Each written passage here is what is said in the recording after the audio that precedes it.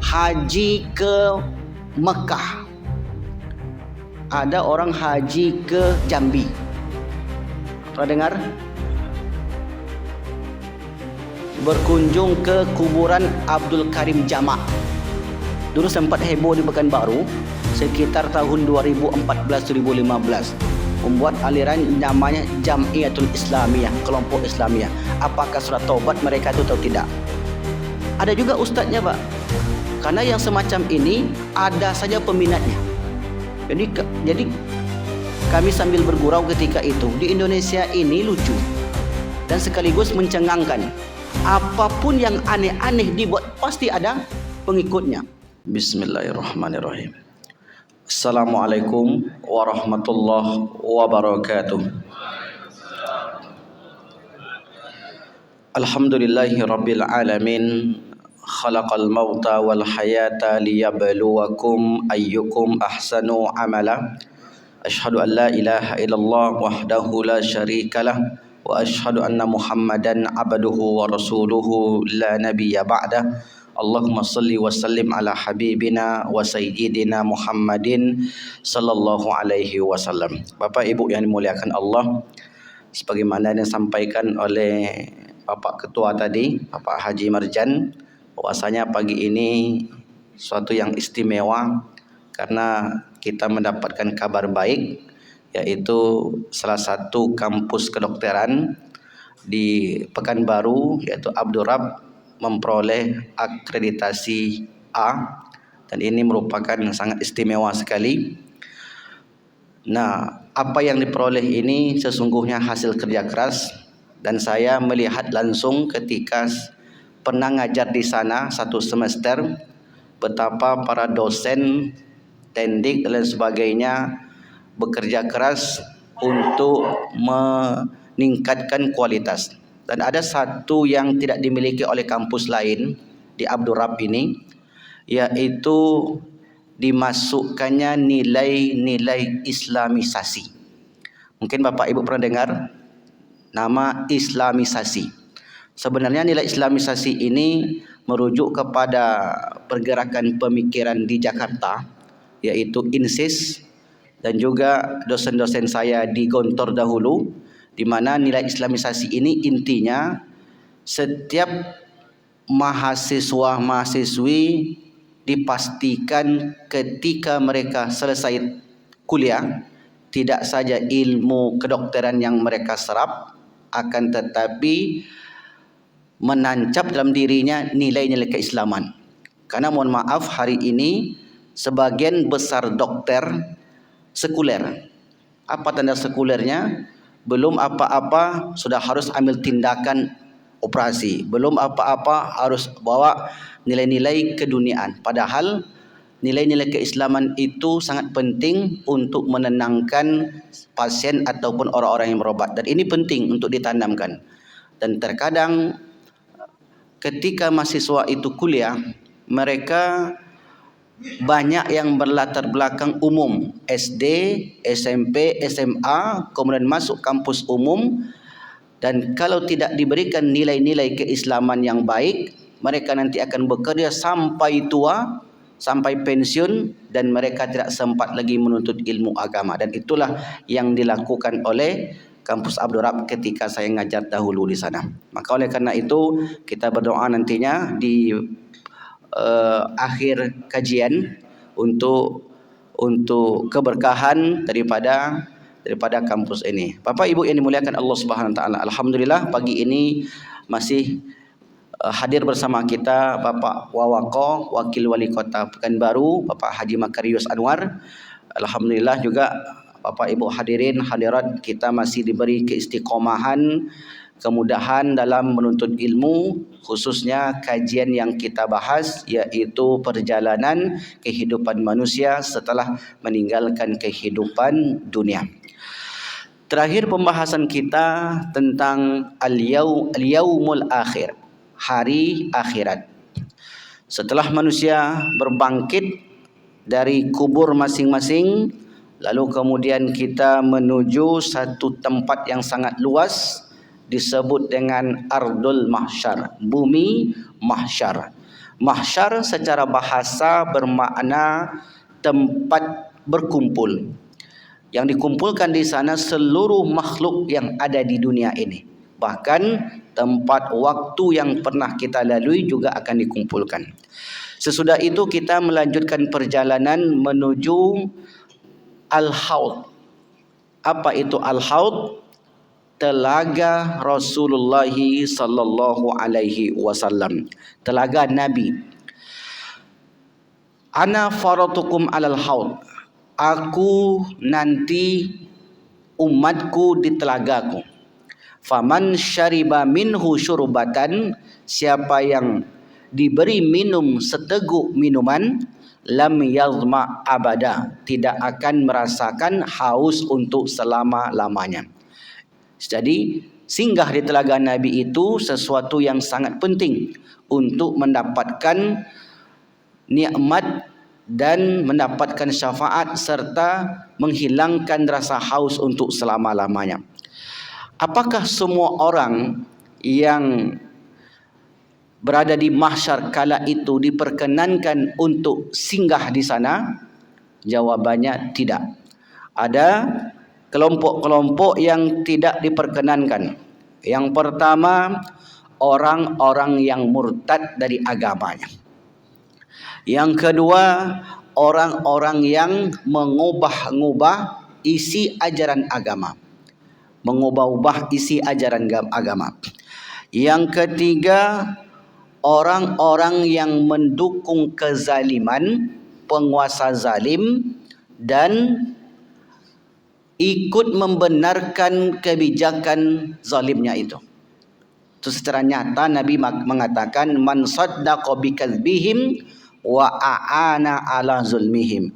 Siapa yang membenarkan kedustaan kebijakannya dan membantu kezalimannya, walastu minhu, aku bukan bagiannya, walaisa minni, dan dia pun bukan bagianku. Walai yarida alayya al-hawda, tak akan.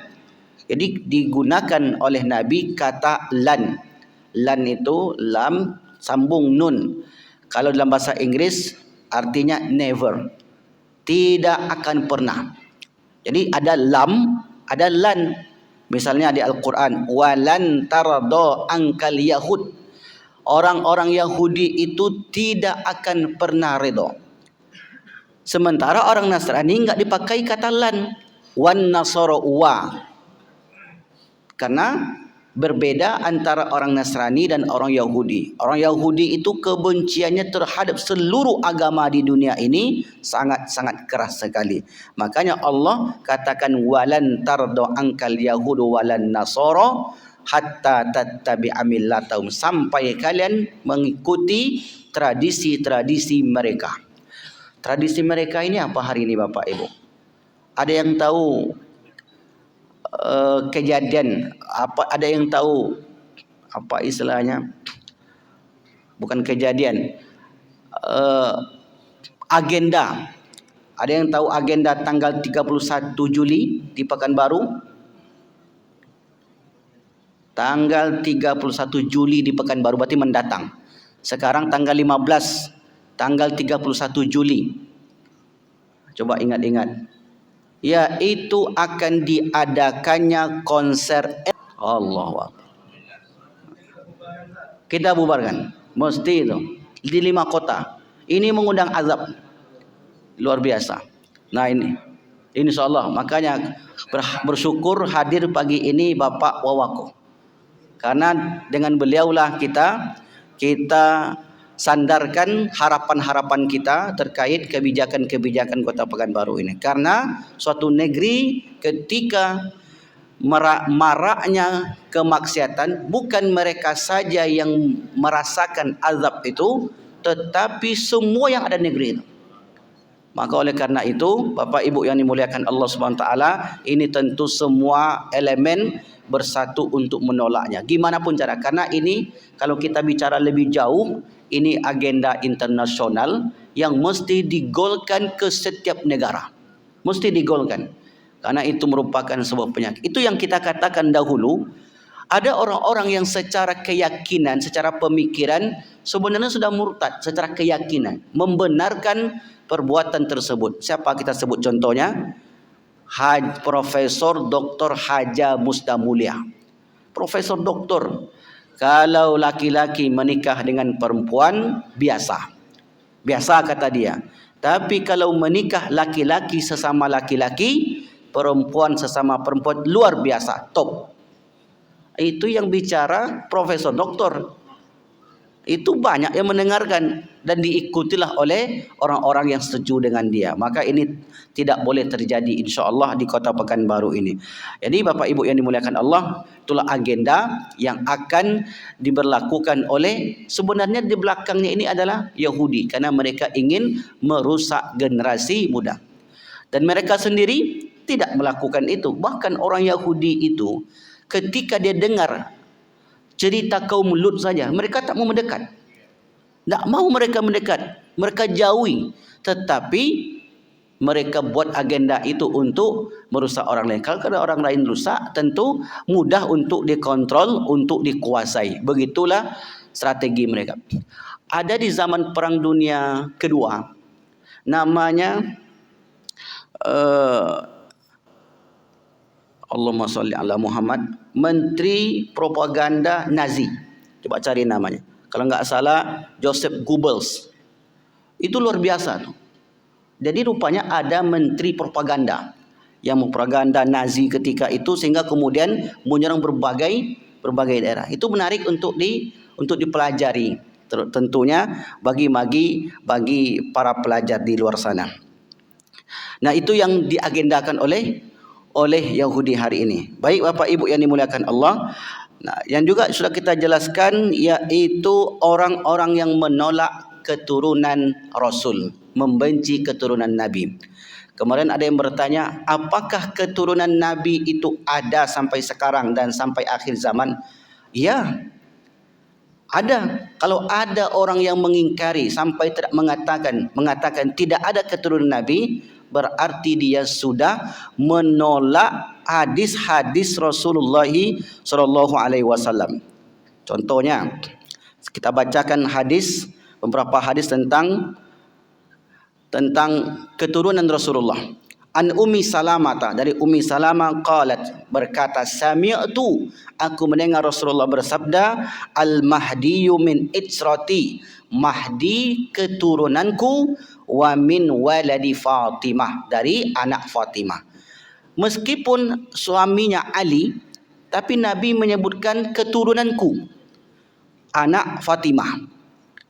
Fatimah anak daripada Rasulullah sallallahu alaihi wasallam. Ali ponakan sepupu Rasulullah sallallahu alaihi wasallam, anak daripada Abu Talib. Abu Talib adik beradik dengan Abdullah. Itu satu hadis. Hadis yang lain Rasul katakan, an Ali qala Rasulullah, al mahdiyu minna, Mahdi itu dari kami, ahlul bait. Dan namanya itu kata Nabi, yuwati usmuhu ismi, namanya itu sama seperti namaku. Mahdi itu gelar, namanya Muhammad bin Abdullah.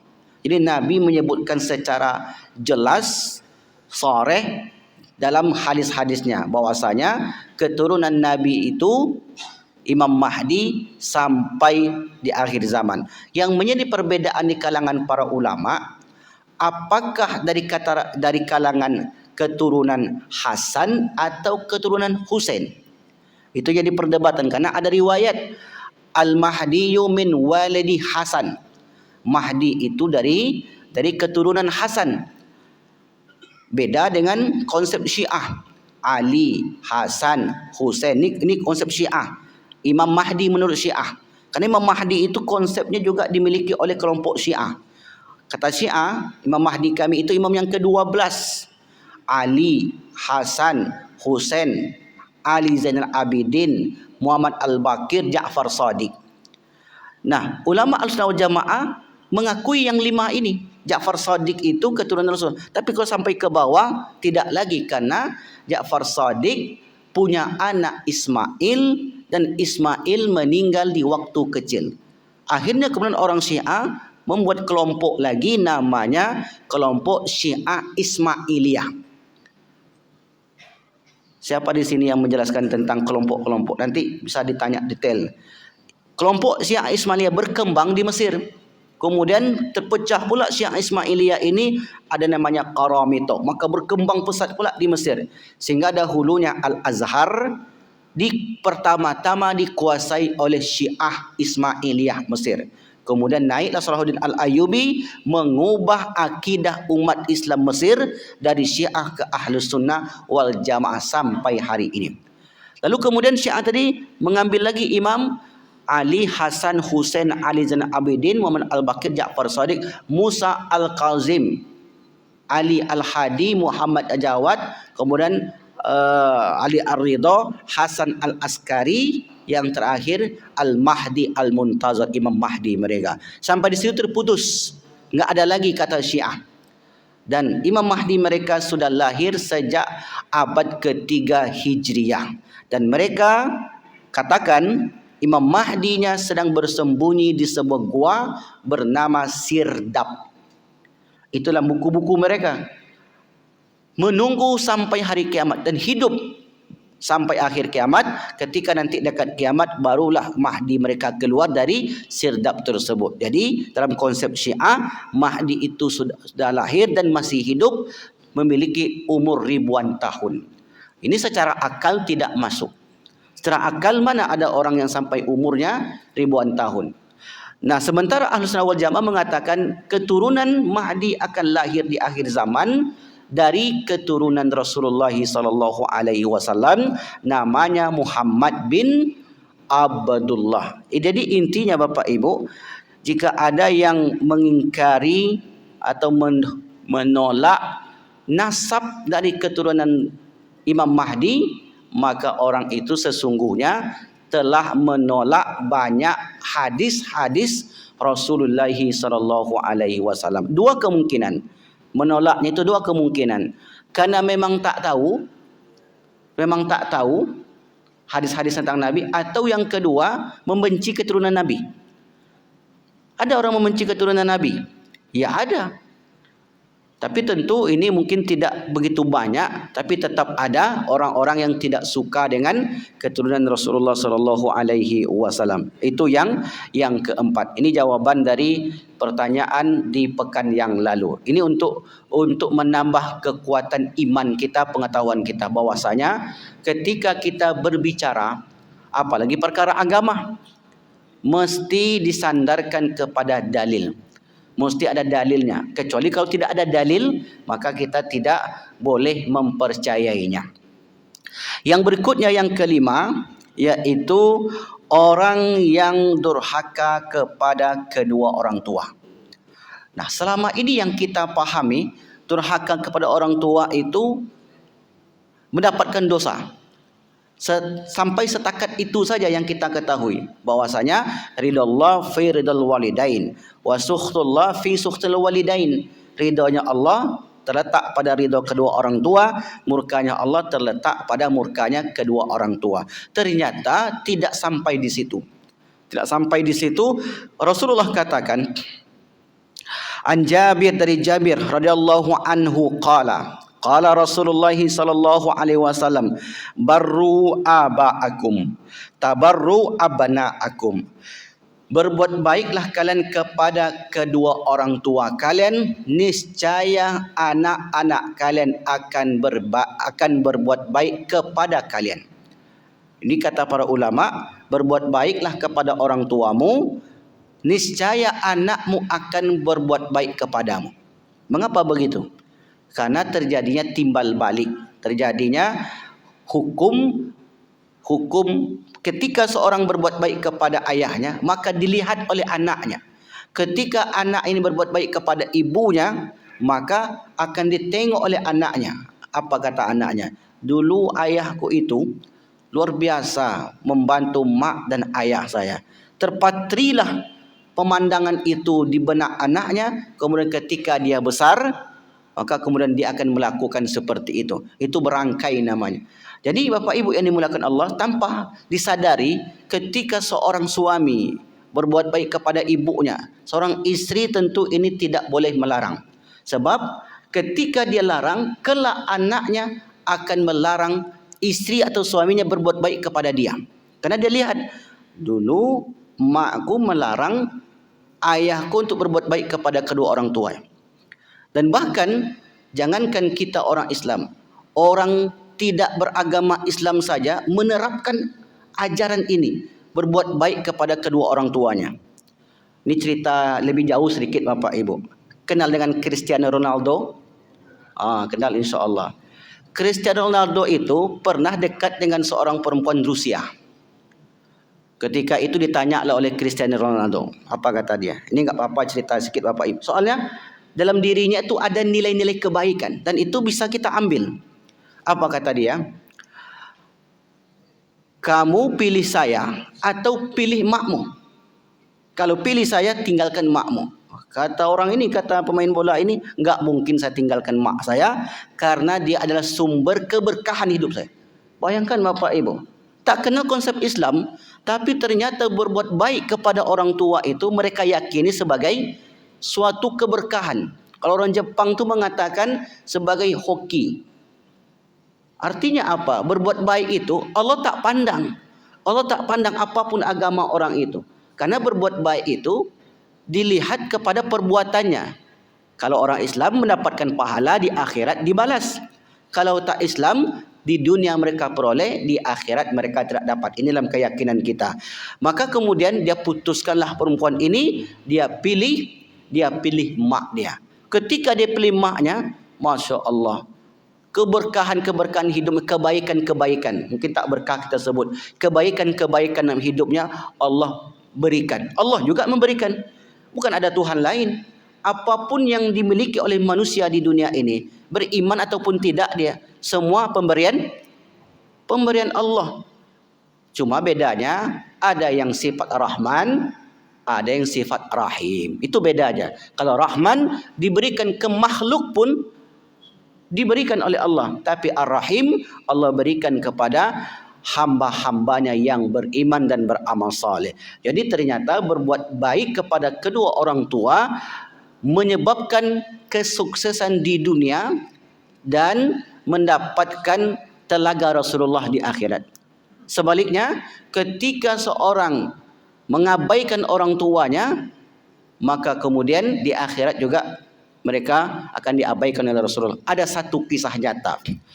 Orang ini namanya Anthony Joseph Buchalil. Silakan Bapak Ibu cari. Anthony Joseph Buchalil. Orang Australia, keturunan Libanon. Jadi orang ini punya anak 3. Namanya Marianne, satu lagi Anthony, satu lagi kalau enggak salah Tom anaknya. Nama istrinya Gay namanya. Bukan arti gay yang kita ceritakan tadi. Itu nama istrinya. Jadi ini orang sukses di Australia, dokter hebat. Sampai di umur 70 tahun sekalipun dia masih dipakai, diterbangkan dari apartemennya. Apartemennya itu Bapak Ibu di tempat yang paling strategis di Australia. Kalau dia tegak di depan apartemennya itu, dia lihatlah kota Sydney itu dengan mudah, dengan indah. Itu tempat yang paling mewah di Australia. Lalu kemudian orang ini hidup seorang diri. Hidup seorang diri. Suatu ketika dia pergi ke suatu mall, ada keperluan, dan di situ ada orang Indonesia. Ada orang Indonesia. Orang Indonesia ini kalau nengok orang tua kepayahan, tak tega. Kemudian datangi dan bicara, akhirnya kemudian sampailah pada kesimpulan, maukah kamu tinggal dengan saya? Orang ini bertanya, kenapa? Padahal bapak orang hebat, kekayaannya melimpah ruah. Anaknya tidak mau tinggal dengan dia. Begitu dibawa, diceritakanlah, ternyata anak yang 3 tadi, saat orang tuanya sakit, makmu, ayahmu sakit, kemudian butuh bantuanmu. Apa kata dia? Urus saja ayahku itu. Kami sibuk dengan urusan kami masing-masing. Sampai kemudian meninggal 2013, diuruslah oleh orang Indonesia ini Bapak Ibu. Nah, mengurus orang tua, dia tak pernah mengharapkan atau tak pernah terfikir apa yang dapat sesudah itu. Setelah orang ini pulang, ternyata sebelum meninggal sudah dibuatkan surat wasiat untuk dia. Tak ada keluarga, tak kenal siapa, tapi ketika pulang sampai ke Indonesia, dia pun buat surat, diberikan sebagian besar hartanya kepada orang yang mengasuhnya ini. Ditanya, kenapa anakmu tidak mengasuhmu? Padahal dalam Islam tidak pernah seperti itu. Kata dia, maka anakku itu tidak pernah berkunjung ke sini selama sekian tahun lamanya. Aku tinggal seorang diri. Dan ada satu keyakinan, Allahumma sholli ala Muhammad, satu keyakinan orang barat sana, ketika mereka sudah tua, mereka ingin menyendiri, kemudian mereka tidak mau keluar sampai nanti mereka mati di situ, dan dianggap itu sebuah kemuliaan. Jadi keyakinan orang barat itu, Bapak Ibu, ketika dia tidak bersama anaknya dan hidup seorang diri sampai sebulan 2 bulan baru ketahuan dia meninggal. Nah, sementara anak-anaknya tidak mau untuk berbuat baik kepada kedua orang tuanya. Nah, orang Indonesia tadi, apa yang dia lakukan itu ternyata dibalasi oleh Allah berupa balasan di dunia yang luar biasa. Tak tahu berapa banyak diberi harta warisannya itu, harta asetnya kepada orang Indonesia tadi. Itu berbuat baik kepada orang lain saja Allah muliakan, khususnya orang tua, apalagi kepada kedua orang tua. Saya tanya, saya langsung interview orang ini, bukan cerita baca di internet. Saya tanya, kenapa abang mau seperti itu, mau mengasuh orang tua? Kata dia, karena mengasuh orang tua itu hoki, kata dia. Mengasuh orang tua itu berkah. Tapi pun ayah abang, bukan mak abang. Meskipun siapapun, kalau ada orang tua mau saya asuh, saya mau, kata dia. Bapak Ibu yang dimuliakan Allah SWT, sebenarnya kalau kita bawakan ke dalam agama ini, itulah yang diajarkan oleh Islam bersama orang tua, apalagi orang tua sendiri, mendatangkan keberkahan yang luar biasa di dunia, dan kelak di akhirat orang itu akan ditunggu oleh baginda Rasulullah sallallahu alaihi wasallam. Apa kata Rasulullah? Barru abaakum, berbuat baiklah kalian kepada kedua orang tua kalian, tabarrakum abanaukum, maka anak-anak kalian akan berbuat baik kepada kedua orang tua kalian. Wa man tunussila ilain, dan siapa yang tidak melakukan itu, tidak mau berbuat baik, apalagi sampai membuatnya tersakiti, membuat orang tua itu makan hatilah, maka ini suatu dosa besar bagi seorang anak. Dan itu pernah terjadi di Mesir, Bapak Ibu. Pernah terjadi di Mesir. Jadi anak ini mengantarkan orang tuanya di sebuah taman di pinggir Sungai Nil. Kemudian di sana apartemen, ditengoklah oleh orang apartemen ini, salah satu pemilik apartemen di situ. Dia melihat ibu ini duduk dari jam 6 pagi, diantar oleh seorang anaknya. Pulang kerja jam 5 sore, dilihat di situ masih ada ibu tadi. Kemudian dengan beranikan diri dia pun mendatangi ibu itu. Tanya, mau kemana Saidah? Saya menunggu anak saya, katanya kerja, nanti akan dijemput oleh seorang jam sekian. Kenapa belum sampai, belum pulang? Tak tahu, mungkin ada kesibukan, kata ibu ini. Kemudian, tapi saya dititipkan satu kertas kecil, kata sang ibu. Apa itu? Dia tengoklah. Rupanya isi kertas itu, bagi siapa yang menemukan orang tua ini, hantarkan dia ke panti asuhan. Begitu rupanya Bapak Ibu. Ada sebagian manusia ini menjadikan orang tua itu sebagai beban. Ini bertolak belakang dengan ajaran Islam. Terkadang pelakunya orang Islam itu sendiri. Berapa waktu yang lalu kita baca berita seorang anak teken kontrak kepada yayasan panti jompo untuk menitipkan orang tuanya. Padahal anak ini sudah disekolahkan, sudah sukses, tapi tidak mau merawatnya. Apa kata Rasulullah? Walam yaqbal, amalnya tidak diterima. Ini bukan sekedar durhaka. Durhaka bisa jadi hanya di dunia Allah timpakan balasan kepada dia. Tapi di sini Rasul katakan falam yaqbal lam yarid, tidak diterima dan tidak datang yarid alayya al-haudha, ke telagaku ini. Jadi di akhirat termasuk kelompok yang dicuekin oleh Allah Subhanahu wa taala. Berbuat baik kepada orang tua, ada yang ketika masih hidup, ada yang sudah meninggal. Kalau sudah meninggal bagaimana caranya? Berbuat baik kepada orang tua yang sudah meninggal, menjalin silaturahim dengan kawan-kawannya semasa hidup. Jadi Bapak Ibu punya masih kenal dengan kawan ayah kita, dan ada kesempatan kita untuk datang ke sana. Ketika kita mendatangi teman ayah kita, sesungguhnya kita sedang berbuat baik kepada kedua orang tua kita. Dan itu dahulu dilakukan oleh Abdullah bin Umar bin Khattab. Ketika ayahnya sudah meninggal, lalu kemudian dia melihat seorang Arab Badui yang ingin berangkat ke Mekah, diberikanlah syalnya, selendangnya, diberikan kepada Arab Badui ini dan diberikan kunggangan keledainya. Ditanya oleh kawannya, mengapa engkau berikan ke orang Arab Badui itu ya wahai Abdullah? Karena dulu ayahku berteman akrab dengan si fulan, maka aku ingin berbuat baik kepada ayahku dengan cara berbuat baik kepada teman ayahku. Bapak Ibu yang dimuliakan Allah, mungkin kita tidaklah sampai setakat itu, tetapi setidaknya ketika bertemu dengan teman ayah mak kita, kita bertegur sapa, bersilaturahim, itu termasuk salah satu berbuat baik kepada kedua orang tua yang sudah meninggal. Itu yang kelima. Yang terakhir, yang keenam, orang yang melakukan perbuatan bid'ah.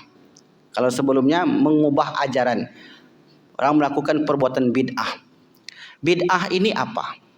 Bid'ah ini sesuatu yang sudah paten di agama kita diubah. Itu yang bid'ah.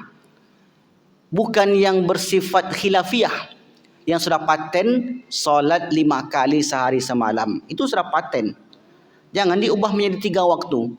Puasa di awal Ramadan ditentukan oleh hisab ataupun ru'yatul hilal. Mulailah puasa tanggal 6 Juli misalnya, atau tanggal 6 Juli raya Idul Adha atau Idul Fitri ditetapkanlah oleh pemerintah. Tidak boleh diubah-ubah. Itu sudah kepastiannya. Puasa 30 hari atau 1 bulan suntuk. Kemudian haji ke Mekah. Ada orang haji ke Jambi. Pernah dengar? Berkunjung ke kuburan Abdul Karim Jamak. Dulu sempat heboh di Pekanbaru sekitar tahun 2014-2015. Membuat aliran namanya Jamiatul Islamiyah, kelompok Islamiyah. Apakah sudah taubat mereka itu atau tidak? Ada juga ustadznya, Pak. Karena yang semacam ini ada saja peminatnya. Jadi kami sambil bergurau ketika itu, di Indonesia ini lucu dan sekaligus mencengangkan. Apapun yang aneh-aneh dibuat pasti ada pengikutnya. Mana tahu nanti Pak Khalifah pengen ada pengikutnya, bisa dipanjangkan lagi pecinya ke atas, ditebas sorbannya, maka pasti ada banyak pengikutnya. Betul nggak, Pak? Insyaallah. Insyaallah. Jadi di Indonesia ini Bapak Ibu buat yang aneh-aneh saja ada. Nah, ini yang disebut merubah. Tapi kalau memperingati tahun baru, itu dalam hukum termasuk perkara mubah, boleh dilakukan, boleh tidak dilakukan. Jadi ini itu intinya. Jadi perkara bid'ah itu sesuatu yang bersifat paten dari Al-Quran dan hadis Nabi yang tidak boleh diubah-ubah seperti yang dilakukan oleh orang-orang Yahudi dahulu. Nah, inilah 6 perkara yang menyebabkan seseorang tertolak saat bertemu dengan Rasulullah sallallahu alaihi wasallam di bumi mahsyar. Baik, kita masuk kepada bagian kedua. Orang-orang yang diperkenankan singgah. Yang pertama, orang-orang miskin dari kalangan muhajirin. Nah, ini kita tentu tidak termasuk ke dalamnya. Orang-orang miskin dari kalangan muhajirin. Muhajirin artinya orang yang hijrah dari kota Mekah ke Madinah Al-Munawwarah, meninggalkan semua harta benda mereka. Mereka disebut al-muhajirin dari kata hajaro, yuhajiru, muhajir, orang yang hijrah. Lalu kemudian yang kedua, kaum Ansor. orang yang menolong kaum muhajirin tadi. Ini juga masih termasuk mereka sahabat-sahabat dahulu, tidak termasuk yang kita. Tapi enggak apa-apa Bapak Ibu tulis sebagai wawasan pengetahuan muhajirin. Nah, itu sebabnya Nabi melarang orang yang mencaci maki sahabat muhajirin. La tasubbu ashabi, jangan sekali-kali kalian mencaci maki sahabat. Kalaulah ditimbang amalnya Abu Bakar dengan amal kalian, iman kalian, maka tidak akan selevel. Tapi ada saja dari kalangan manusia yang mencaci maki sahabat Nabi, yaitu dari kelompok Syiah tadi, Muhajirin Ansar. Yang ketiga, di sini sebutkan agak unik Bapak Ibu, penduduk Yaman. Penduduk Yaman yang beriman kepada Allah Subhanahu wa taala. Kenapa disebut penduduk Yaman? Karena ternyata orang-orang Yaman itu hatinya sangat lembut. Hati orang Yaman itu sangat lembut. Dan perang di akhir zaman, wallahu alam kapan itu terjadi? Itu terjadi di Yaman. Di akhir zaman akan terjadi di Yaman. Cuman waktu, tahun, wallahu alam bisawab, kita tidak boleh menentukannya. Nabi hanya menyebutkan seperti itu, bahwasanya haudi azun nasa li ahli Yaman adribu bi'asaya hatta yarafadda alaihim. Sesungguhnya aku kelak akan berada di telagaku untuk memberi minum kepada orang-orang baik penduduk Yaman. Yang ketiga, yang keempat. Nah, yang keempat ini bisa kita usahakan, yaitu orang-orang yang ziarah ke Raudhah. Raudhah di Madinah Al-Munawwarah. Jadi kalau sempat kita berangkat umroh atau haji, jangan tinggalkan Raudhah ini. Raudhah itu antara mimbar dan rumahku, kata Nabi. Ini rumah Nabi, ini mimbar Nabi, di situ ada Raudhah. Tapi di Raudhah itu benar-benar beribadah, bukan untuk selfie. Hari ini orang yang umroh itu tercoreng niatnya Bapak Ibu. Ketika tawaf, bukan labbaik Allahumma labbaik, bukan doa-doa yang dibaca, bahkan sempat live. Tujuannya apa sebenarnya live itu? Untuk memberitahu kepada orang lain, saya sedang di Mekah. Sebenarnya tidak ada urgensinya, tak ada penting sama sekali, dan itu tidak harus dilakukan. Bisa nanti setelah keluar dari Mekah dan lain sebagainya. Maka ketika di Raudhah, kata Nabi, an Abi Hurairah radhiyallahu anhu anan Nabi sallallahu alaihi wasallam, ma baina baiti wa mimbari raudhatun min riyadil jannah. Antara rumahku dan mimbarku ada taman-taman surga. Orang yang berdoa di taman surga mustajabah, doanya mustajab. Wa minbari ala haudi, mimbarku itu di atas telagaku. Kata para ulama, kelak di akhirat Rasulullah memanggil umatnya melalui mimbarnya tadi. Maka di situ digambarkanlah Rasul tegak di atas mimbarnya, kemudian memanggil orang-orang yang datang ke Raudhah tersebut. Maka mudah-mudahan setiap kita yang sampai di sana, Allah terima amal kita. Amin ya rabbal alamin. Kemudian yang kelima, orang-orang yang sabar. Sabar dengan kehidupan. Ya, ini jelas kalau sabar itu insyaallah kita sudah paham semuanya. Nah, sabar dengan kehidupan. Apa kata Rasulullah? Terkhusus orang yang sabar hidup di akhir zaman. Karena hidup di akhir zaman jauh lebih berat dibanding hidup di awal zaman ataupun di pertengahan zaman. Sebab banyaknya fitnah yang tersebar ketika itu. An Usaid bin Khudair, dari Usaid bin Khudair radhiyallahu anhum anna rajulan min Ansar, seorang laki-laki dari Ansar, qala ya Rasulullah, ala tasta'miluni kama sta'malta fulan. Ya Rasulullah, apakah engkau tidak memakaiku? Apakah engkau tidak mempekerjakanku sebagaimana engkau mempekerjakan si fulan? Apakah engkau tidak menggunakan jasaku sebagaimana engkau memakai jasa si fulan? qala satalqauna ba'di usratan fasbiru hatta talqauni alal haud. Engkau tidak sanggup untuk mengemban amanah ini. Sesungguhnya engkau akan menemui sesudahku kesulitan-kesulitan yang kalian mesti bersabar atasnya. Maka oleh kerana itu hendaklah kalian bersabar sampai kalian berjumpa denganku di telagaku. Kesabaran tentu di dalam kebaikan. Sabar di situ maknanya ketika Allah uji, ketika kita sabar. Ketika Allah panggil minta anak kita lebih dahulu datang kepadanya, kita sabar. Bukan berarti sabar itu tidak menangis. Jangan salah paham pula, sabar jangan menangis, sabar jangan bersedih. Selaku manusia, ketika anggota keluarganya diambil oleh Allah, wajar kalau manusia itu menangis. Nabi saja ketika anaknya Ibrahim meninggal, Nabi menangis.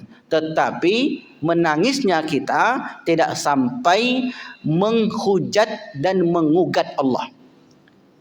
Jadi mengugat Allah itu maknanya, ya Allah, mengapa engkau panggil keluarga aku? Aku dah solat ke masjid. Si fulan tu enggak pernah ke masjid, tapi sehat badannya. Ya Allah, kenapa engkau buat aku sakit? Aku sering ke masjid. Si fulan itu enggak pernah ke masjid, umurnya panjang. Aku dah berdoa kepadamu ya Allah, tetapi mengapa engkau tetap memberi ujian kepadaku? Sementara si fulan tak pernah nampak di masjid, tak pernah bersama kita, tak pernah berbuat baik, hidupnya senang. Maka ini jangan sampai keluar dari mulut seorang muslim. Sebab ketika Allah Subhanahu Wa Taala memberikan ujian kepada seorang hamba, tujuannya adalah untuk meningkatkan derajatnya. Yang terakhir yang keenam, yaitu orang yang hidup zuhud di dunia ini. Qala Sayyidu Anas, ini perkataan daripada Anas, bukan hadis Nabi. Ini hadis, bukan hadis marfu, tapi hadis mauquf. Anas berkata, awwalu may yaridu al-hawda ala Rasulillah azabiluna nahiluna sa'ihuna alladhi idha ila jahannama al-laila au akbala zulami faghattal mar'iyatu istaqbaluhu bil husnin. Yaitu orang yang pertama mendatangi telaga Rasulullah adalah orang yang zuhud. Apabila malam tiba, mereka dijumpai dalam keadaan selalu bersedih. Maksudnya orang yang ketika sampai di waktu malam bersedih kurangnya amal ibadah yang mereka lakukan selama di siang harinya. Inilah 6 kelompok orang yang diperkenankan untuk menyinggahi telaga Rasulullah sallallahu alaihi wasallam. Baik Bapak Ibu yang dimuliakan Allah Subhanahu wa taala, selesai sudah tentang telaga Rasulullah sallallahu alaihi wasallam. Kita masuk ke pembahasan hari pemeriksaan. Jadi selesai dibangkit, kemudian dikumpulkan di mahsyar, karena perjalanan yang begitu panjang, melelahkan, panas, maka Nabi tunggu kita di Al-Haud. Setelah selesai kita minum di telaga Al-Haud itu, kita menuju Yaumul Hisab, hari pemeriksaan. Maka setiap orang nanti akan diperiksa. InsyaAllah akan kita jelaskan di pertemuan yang akan datang. Baik Bapak Ibu yang dimuliakan Allah Subhanahu Wa Taala, sebagaimana yang kita sebutkan di awal tadi, kita berdoa kepada Allah Subhanahu Wa Taala untuk ada pertanyaan. Silakan Pak.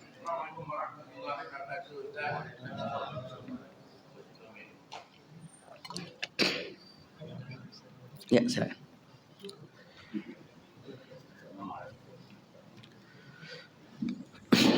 Terima kasih Ustaz, kesempatan diberikan. Di antara 7 yang Ustaz jelaskan tadi, saya minta penjelasan sedikit Ustaz. Untuk mencapai kesabaran ini, kira-kira langkah-langkah amalan apa yang akan kita lakukan? Sehingga sabar itu adalah puncak dari segala-galanya. Fokus sabirin, kabar gembira bagi orang yang sabar. Bila itu berbeda, assalamualaikum warahmatullahi wabarakatuh. Ya. Cara yang termudah untuk mencapai kesabaran, ini cara yang mudah, yaitu memahami hakikat yang Allah berikan kepada kita. Misalnya ujian. ujian yang Allah berikan kepada seorang hamba, kita pahami hakikatnya. Apakah ujian itu untuk menghinakan atau untuk memuliakan? Ketika seorang ditimpa musibah, suaminya jatuh di atas perahu, kemudian kepala terbentur, sarafnya kena, bawa ke rumah sakit Arifin Ahmad Pekanbaru. Sejak saat itu sampai hari ini sudah 2 tahun lebih tak pernah sehat lagi. Datang orang berkunjung ke rumahnya. Sabar ya bu, sabar ya kak, sabar ya dek. Dia ucapan sabar saja. Apakah orang bisa sabar dengan ucapan seperti itu? Belum. Belum orang bisa menerima dengan ucapan sabar seperti itu. Jadi ketika kita ucapkan sabar, kita beri penjelasan. Itulah hakikat daripada suatu musibah yang diterima. Sabar ya bu. Habib itu pernah mengatakan begini. Setiap muslim yusibul adha, ditimpa penyakit, apapun sakitnya. Tujuannya adalah hattoj anhu sayyi'atuhu, menggugurkan dosa-dosanya. Hakikat ujian menggugurkan dosa. Ketika orang itu dengar ucapan kita tadi, barulah dia bisa bersabar. Jangan sebaliknya. Aiko dosa apa patangku, makonyo janjahe. Ketika itu diucapkan, bukan orang ini semakin tenang, semakin gelisah nih. Untung-untung tak balas cakap. Kau juga berdosa kemarin, kata dia. Kenapa kau enggak dapat? Nah, jadi kita jelaskan hakikat daripada sesuatu yang kita lalui. Insya Allah kita pun bisa mencapai kesabaran. Dan kesabaran itu Bapak Ibu berbanding lurus dengan keimanan. Dengan pengetahuan. Orang yang tak memiliki pengetahuan yang dalam, keimanan yang kuat, akan sulit untuk bersabar. Jadi untuk menanamkan kesabaran butuh pengetahuan yang dalam. Bagaimana cara untuk mendapatkan pengetahuan yang dalam? Menuntut ilmu. Bagaimana caranya? Datanglah setiap Selasa subuh ke Masjid Nurul Huda. Jelas Pak? Belum lagi. Nantilah kita jelaskan. Bukan hakikat yang saya tanya.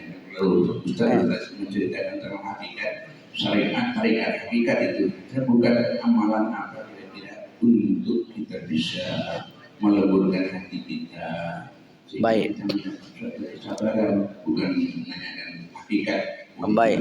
Pada orang itu masuk. Baik. Itu amalan. Maaf saya. Baik. Ya, amalan untuk sabar. Ada seorang sahabiat, salam riwayat itu namanya Ummu Salamah. Lupa saya namanya. Jadi orang ini menangis di kuburan suaminya. Menangis di kuburan suaminya. Datang Nabi. Nabi mengatakan sabar. Sabar itu adalah ujian daripada Allah. Kata orang ini, dia enggak melihat Nabi yang memberitahu. Kamu tak tahu apa yang kurasakan. Tak usah ikut campur, kata sahabat ini. Kemudian Nabi pun pergi. Setelah Nabi pergi, orang yang samping perempuan yang menangis tadi, dia katakan, yang ngomong tadi itu Nabi. Muncullah penyesalan yang dalam. Kemudian setelah itu dia menemui Rasulullah. Ya Rasulullah, maafkan saya tak tahu engkau yang datang kepadaku. Maka kata Rasulullah, as-sabru inda sidmatil ula. Sabar itu ketika berada di hantaman yang pertama. Nah, bagaimana caranya? Kalau amalan yang kita minta, yang kita ingin lakukan, ya bisa dengan beristighfar. Tapi juga tidak akan efek memberi tidak akan ampuh kalau tidak memahami daripada makna zikir tadi. Kalau amalan insya Allah banyak Bapak Ibu. Kita berzikir, kita solat dan sebagainya, itu termasuk amalan-amalan. Nah, bagi pemahaman saya, untuk sabar yang paling bagus itu memahami dahulu. Orang banyak beramal, tapi amalnya itu tidak malah membawa dia kepada kebaikan. Maka paham dengan amalan itulah yang terpenting. Ya bisa dengan zikir, bisa dengan istighfar dan lain sebagainya. Wallahu a'lam bishawab. Baik Bapak Ibu yang dimuliakan Allah, ya silakan bagikan kita berdoa kepada Allah untuk keselamatan daripada kampus Abdurrab, kampus kedokteran. dan juga kepada kita semua, dan juga kepada pemimpin negeri ini, kepada wali kota dan wakil wali kota, kepada pengurus masjid dan semua kita yang hadir di sini. Mudah-mudahan kita diberkahi oleh Allah Subhanahu wa taala. Amin ya rabbal alamin. A'udzubillahi minasyaitonir rajim. Bismillahirrahmanirrahim. Alhamdulillahirabbil alamin. Wassalatu wassalamu ala asyrafil anbiya'i wal mursalin wa ala alihi wa ashabihi rasulillahi ajmain. Allahumma fir lana dzunubana wa liwalidayna warhamhum kama rabbawna shighara. Wa li jami'il mu'minina wal mu'minat wal muslimina wal muslimat al ahya'i minhum wal amwat bi rahmatika ya arhamar rahimin. Allahumma anzil sakinata wal barakata was salamata ala hazihil jama'ati masjid Nurul Huda ya arhamar rahimin. Allahumma ja'al akhira kalamina inantihai ajalina minad dunya qawla la ilaha illallah.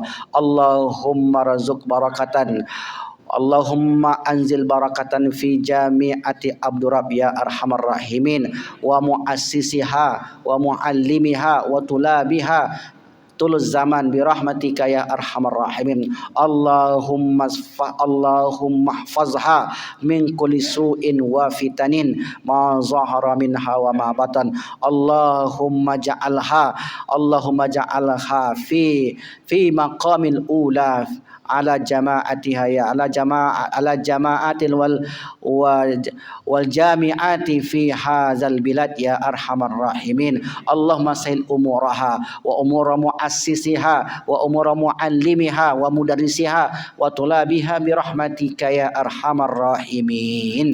Rabbana atina fid dunya hasanah wa fil akhirati hasanah wa qina adzabannar. Walhamdulillahi rabbil alamin. Subhanakallahumma bihamdika asyhadu an la ilaha illa anta astaghfiruka wa atubu ilaik. Wassalamualaikum warahmatullahi wabarakatuh.